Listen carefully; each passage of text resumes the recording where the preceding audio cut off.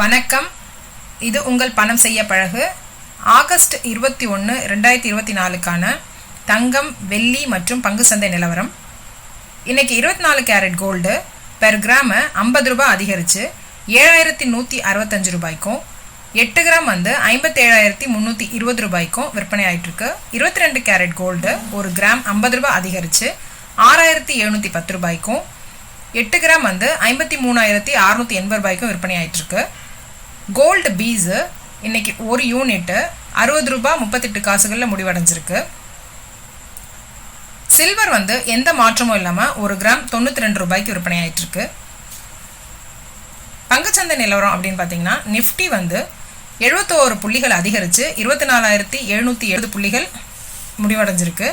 Bank Nifty 117 புள்ளிகள் குறைஞ்சு 50,685 புள்ளிகளில் முடிவடைஞ்சிருக்கு. ஃபின் நிஃப்டி 34 புள்ளிகள் குறைஞ்சு 23,143 புள்ளிகளில் முடிவடைஞ்சிருக்கு.